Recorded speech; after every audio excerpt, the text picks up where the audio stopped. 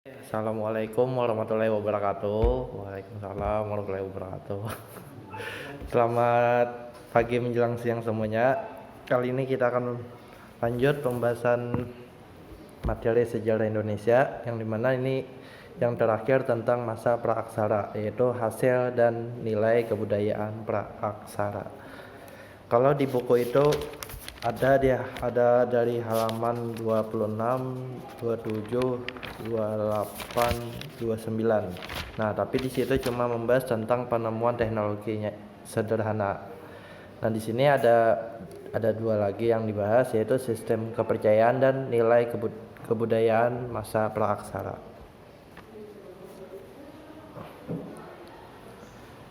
Penemuan api. Beberapa peneliti memperkirakan penemuan api terjadi pada periode kehidupan manusia purba jenis Homo erectus. Mereka menggunakan api untuk mengolah makanan, menghangatkan badan, menerangi ruangan dalam arti bisa di ruangan di dalam gua ataupun yang pada malam hari, dan mengusir binatang buas.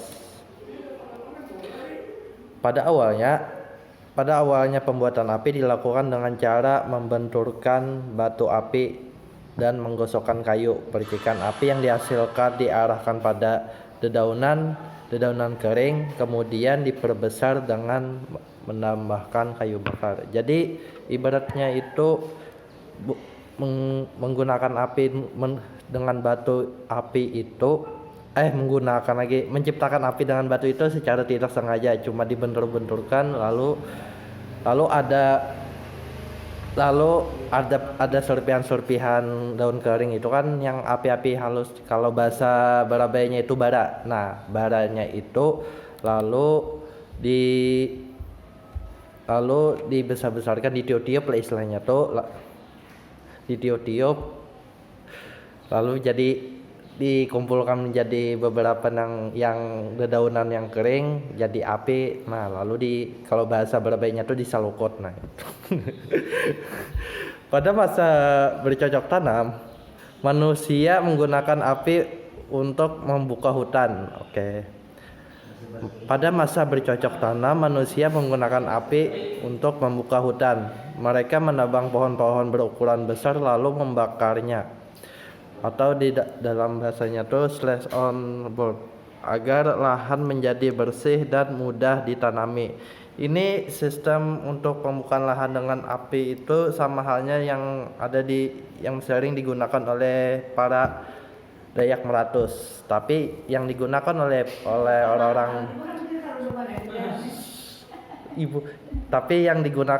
orang-orang Dayak Meratus itu punya batasannya masing-masing. Kalau bahasanya itu daerah ini harus, kalaunya untuk membakar lahan ada daerahnya tersendiri dan ada ritualnya tersendiri. Jadi tidak sembarangan membuka lahan yang ada di daerah Meratus ataupun daerah Dayak lainnya. Kalau kada percaya, sekalian silakan pergi aja ke sana. Aku sudah melihat langsung. Jadi bisa dikatakan penemuan api itu bisa berasal dari masa Mesolitikum. Karena kan pada masa Paleolitikum itu kan masih zamannya berburu dan meramu. Ingat, kalaunya zamannya Mesolitikum itu sudah memasuki ke masa semi nomaden. Jadi ibaratnya ada penelitian yang mengatakan api itu secara tidak langsung disengaja diciptakan oleh orang-orang manusia praaksara. Nah, pada sebelum itu apakah mereka makan yang mentahkah atau tidak? Dari penelitiannya dikatakan pada masa itu manusia purba itu masih, bahasa kita tuh vegetarian lah istilahnya, bukan pemakan daging mentah ataupun yang lainnya itu.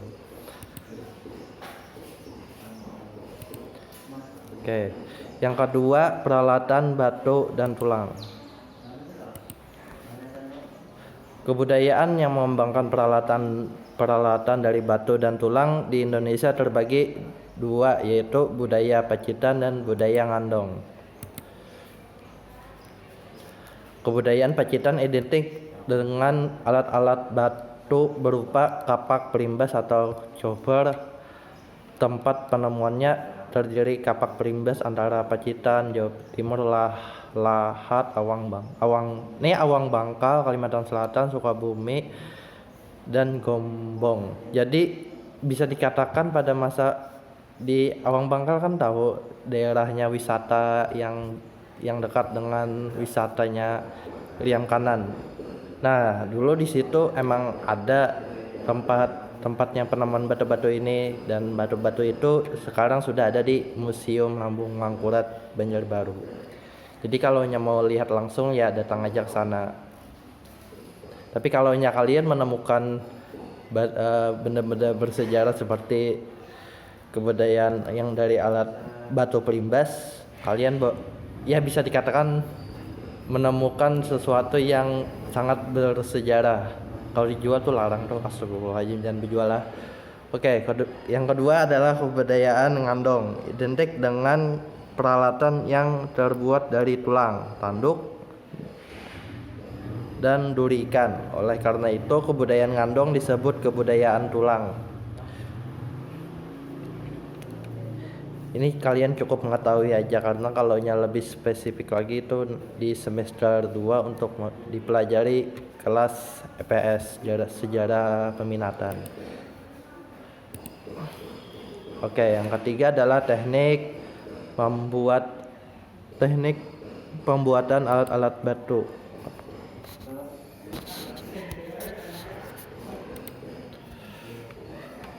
Teknik pembuatan alat-alat batu yang digunakan pada masa praaksara yaitu teknik pemangkasan atau teknik Le Polish dan teknik upam.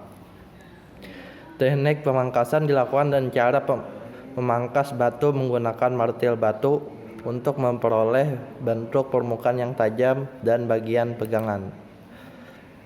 Teknik Le Polish adalah teknik pembuatan alat serpihan batu yang menghasilkan dataran pukul berpasir ataupun berbidang. Di Indonesia penggunaan teknik Le Polish ini ditemukan pada peninggalan alat-alat serpihan dari kebudayaan Pacitan.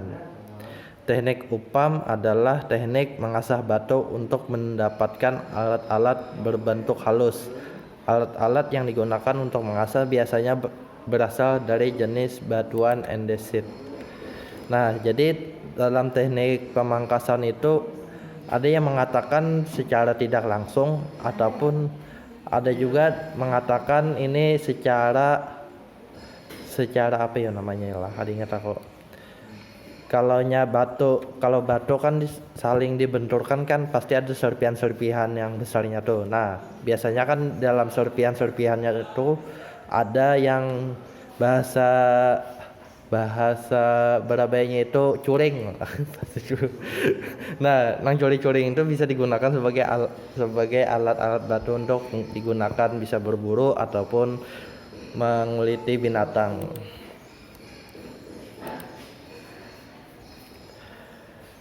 Oke, yang keempat adalah pembuatan tempat tinggal. Tempat tinggal mulai dikenal manusia purba setelah hidup secara menetap. Tempat tinggal manusia pada masa praaksara berkaitan erat dengan penemuan kolkomender atau bahasanya itu adalah sampah dapur dan abrishos. Nah, berasal dari bahasa Denmark yang berarti sampah dapur. Kolkomender merupakan timbunan ataupun tumpukan fosil kulit kerang dan siput yang gunung. Berbagai peninggalan manusia purba ditemukan di sekitar kolkomender seperti kapak genggam dari zaman Paleolitikum. Jadi ibaratnya tuh kayak sampah biasa aja kayak itu, bukan sampah plastik lah, tapi tapi seperti apa ya lah, habis makan kerang tuh tinggal dibuang di tempat situ-situ aja, lama kelamaan kan menjadi menggunung. Nah, jadi menggunung itu jadi bisa dikatakan menjadi tempatnya prasejarah sampai saat ini. Nah, Abruzos Roche adalah gua yang menyerupai ceruk pada batu karang. Gua-gua ini pernah dijadikan tempat tinggal manusia purba karena berfungsi sebagai tempat perlindungan dari cuaca dan binatang buas. Kalau penggunaan gua ini ada beberapa tempat, tapi kalaunya untuk memenuhi syarat itu biasanya tidak jauh dari aliran sungai, tidak jauh dari laut, karena kan laut dan aliran sungai itu sumber kehidupannya itu. Sama tempatnya itu aman. Dan satu lagi, pasti kalaunya sudah menetap di goa itu pasti ada peninggalan seperti jejak telapak tangan ataupun lukisan-lukisan yang dibuat pada masa itu. Kalau di Kalimantan Selatan itu ada di Awang Bangkal, terus daerah Riam Kanan tuh rasanya ada goa tapi sudah tenggelam itu. Nah, karena kan pada di kesana Pak, apa diingatnya nama desanya, kita skipin. Oke, yang terakhir adalah pengolahan logam. Teknik pengolahan logam yang berkembang di Indonesia berasal dari kebudayaan Dongson yang dibawa oleh bangsa Detro Melayu. Sebagian besar peralatan logam terbuat dari perunggu berupa campuran antara timah dan tembaga. Masyarakat pada masa praaksara mengenal dua teknik pengolahan logam perunggu, yaitu teknik Eker-Vedor dan Bevel. Ini sudah saya jelaskan di video minggu yang lalu, bahwasanya ini cuma seperti pembuatan logam yang seperti biasa aja, yang dicetak di tanah liat lalu dilelehkan, yang batu-batunya itu setelah leleh didiamkan sebentar lalu dihancurkan lagi.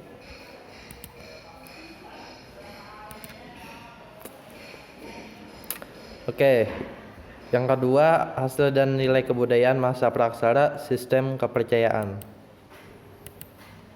Yang pertama adalah jenis-jenis kepercayaan. Kepercayaan manusia purba mulai muncul sejak masa berburu dan mengumpulkan makanan tingkat lanjut.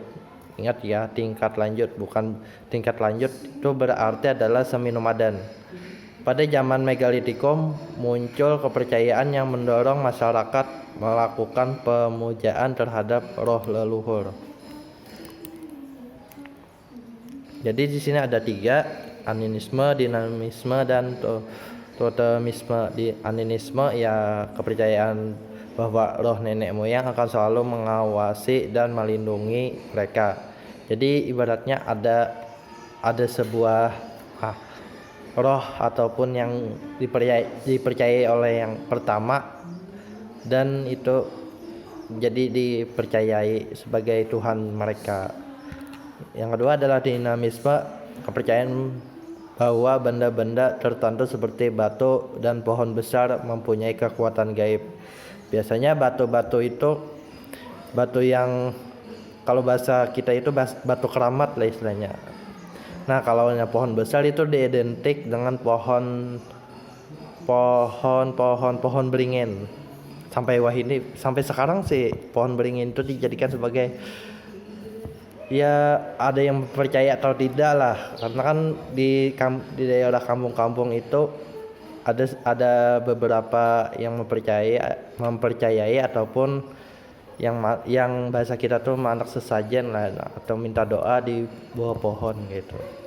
Percaya atau tidak ya terserah kalian itu. Yang ketiga adalah totemisme, kepercayaan terhadap binatang-binatang tertentu sebagai lambang nenek moyang.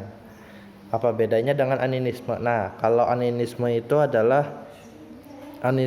itu dia percaya ada makhluk roh yang satu tapi tidak tahu bentuk wujudnya seperti apa. Nah, kalau totemisme itu dia mempercayai nenek moyang yang satu tapi dalam bentuk binatang yang tidak ada pada masa itu tapi masih dipercayai masa kini, seperti ada yang percaya naga kepala 3 lah, naga kepala 7 itu masih ada yang percaya seperti itu. Oke. Yang kedua adalah penguburan jenazah. Jenis percayaan penguburan jenazah. Selain melakukan berbagai ritual ataupun pemujaan terhadap roh nenek moyang, masyarakat mengenal sistem penguburan bagi orang meninggal. Sistem penguburan pada masa itu yaitu penguburan primer dan sekunder. Penguburan primer atau penguburan langsung itu ya seperti dalam sistem penguburan ini mayat hanya dikubur sekali dalam tanah atau dalam sebuah wadah seperti kendi, gerabah atau peti batu. Penguburan sekunder ataupun penguburan tidak langsung, dalam sistem ini mayat dikubur langsung dalam tanah tanpa upacara penguburan. Setelah mayat menjadi kerangka, kuburnya digali dan kerangkanya diambil untuk dibersihkan, kemudian diletakkan dalam wadah berupa tempayan atau sarkofagos dan dikubur kembali disertai upacara penguburan. Jadi apa bedanya dengan penguburan primer dengan sekunder? Kalau primer itu pada masa itu yang ada yang menggunakan dikubur dengan tanah, ya dikubur kayak tanah biasa aja, tapi ada ritual tertentu sama yang ada di kebudayaan Toraja. Suku Toraja kan kebudayaan. Nah, di situ kan penguburannya itu melalui peti lalu diletakkan di atas bukit-bukit tuh. Dan itu ritual penguburannya itu ya bisa salah satu termahal di dunia lah istilahnya. Siapa nih email ini? Penguburan sekunder itu atau penguburan tidak langsung itu seperti kayak rumit dalam arti ini sudah dikubur dalam tanah. Setelah dikubur dalam tanah lalu diambil lagi kerangkanya. Kerangkanya itu lalu diletakkan di tempayan atau sarkofagos. Sarkofagos itu ada tempat khusus untuk tempat khusus supaya yang sudah jadi kerangka itu disemayamkan lagi untuk layak hal. Nah, biasanya yang penggunaan metode ini itu kalau Nyabahari itu pada masa kebudayaan Dayak kuno itu masih ada. Pada masa Dayak kuno itu zaman sebelum kebudayaan Jawa itu datang ke Kalimantan. Nah, di sana ada sih beberapa di Kalimantan Tengah itu masih menggunakan seperti ini. Jadi ada orang mati itu ya dikubur biasa aja tanpa ritual, dikubur lalu didiamkan selama 1 tahun ataupun lebih, lalu jadi kerangka kan tubuhnya tuh. Nah, kerangkanya tuh diangkat lagi lalu dibuatlah ritual dan lain-lain. Kalau yang ada di Bali itu ada beberapa. Di Bali itu diletakkan di bawah pohon aku lupa pohonnya apa, tapi pohonnya itu wangi ini. Kenapa ada Shopee di sini? Astagfirullah. Dan pohonnya itu ada yang tidak menyengat supaya yang diletakkan mayat itu diletakkan biasa aja. Nah, diletakkan biasa, didiamkan selama 1 sampai 2 tahun menjadi kerangka lalu diambil lagi. Ada juga seperti itu. Ada juga di daerah Papua itu, di daerah Papua sama daerah Nusa Tenggara Timur itu ada juga beberapa budaya seperti ini, tapi sudah jarang dilakukan karena sudah terpengaruh oleh agama juga.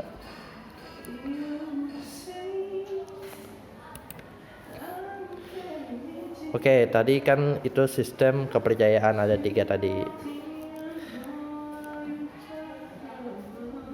Yang terakhir adalah nilai kebudayaan masa praksara. Yang pertama adalah kreativitas.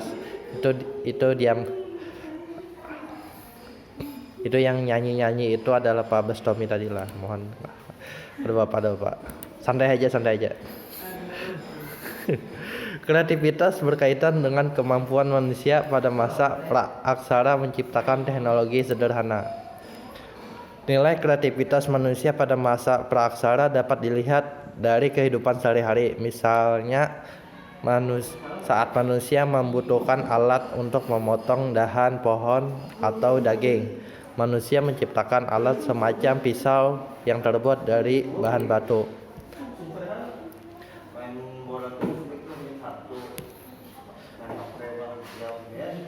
Dengan mengenali kondisi alam dan belajar dari pengalaman dalam memenuhi kebutuhan, manusia berhasil menciptakan teknologi meskipun dalam tingkat yang paling sederhana.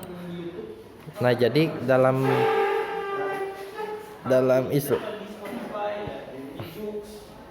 dalam istilahnya itu kreativitas itu mereka itu bisa bertahan hidup dengan kondisi yang ada dan berpikir bagaimana caranya untuk bisa mencari makan, mencari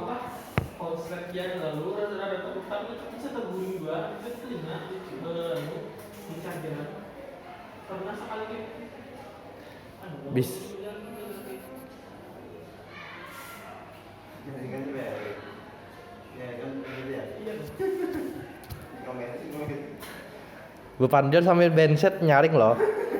Kedengaran di sini. Itu suara Pak Bastomi sama suara Pak Fikri itu. Pak. Jadi dalam kreativitas ya ada masalah itu karena bisa memenuhi ataupun bisa bertahan hidup dengan yang ada. Kalau sekarang kan, kalau misalnya kalian tidak ada internet, bagaimana caranya kalian bisa bertahan hidup itu? Jadi kalian harus kreativitas sekreatif mungkin supaya hari ini, besok dan esok hidup lagi kayak Pak. Oke, yang kedua adalah menjaga lingkungan alam. Pemenuhan kebutuhan makanan manusia sangat bergantung dengan kondisi alam. Oleh karena itu, mereka cenderung turut menjaga alam lingkungan. Ketergantungan terhadap alam membentuk pola pikir dan kebiasaan manusia pada masa praaksara. Manusia pada masa praaksara cenderung aktif menjaga lingkungan. Apabila alam rusak, konsekuensinya mereka kesulitan mendapatkan makanan. Pada masa sekarang masih banyak contoh kehidupan masyarakat yang menjunjung tinggi keselarasan dengan alam. Contohnya masyarakat suku anak dalam di pedalaman hutan Jambi dan suku Baduy di Banten. Jadi untuk menjaga alam tuh kita harus bisa belajar dari masa praaksara.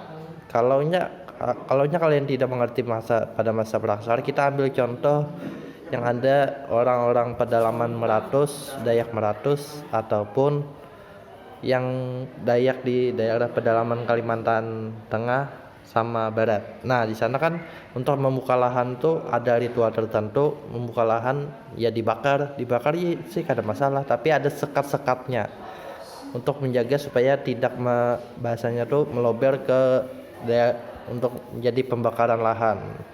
Beda dengan yang ada di perusahaan sawit yang pembakaran lahan itu kan itu tidak dibenarkan itu.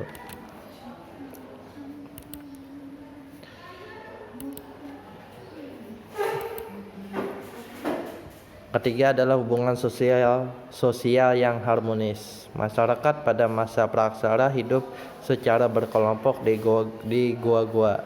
Kondisi tersebut mendorong munculnya hubungan sosial dalam masyarakat. Kehidupan sosial yang harmonis ditunjukkan masyarakat dengan adanya pembagian tugas yang jelas dalam kelompok. Ini kenapa ada ini?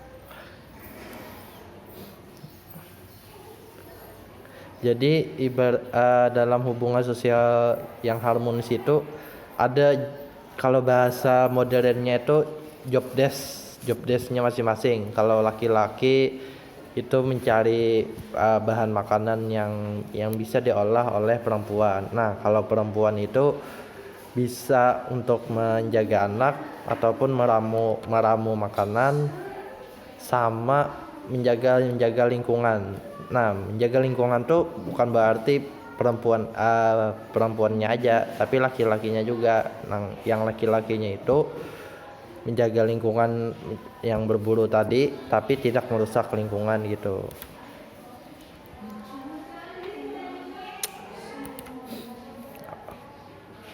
Oke, sampai sini saja. Semoga kalian paham. Kalau kalian ada pertanyaan, ada. Kalau kalian ada pertanyaan ataupun kalian yang bingungkan, kalian silahkan komentar aja di bagian komentar di YouTube, tulis nama dan kelas supaya saya bisa merekap namanya itu. Nah, untuk tugas nanti dulu lah. Ini ada tugas terakhir. Itu saja dari saya. Terima kasih ya. Assalamualaikum warahmatullahi wabarakatuh.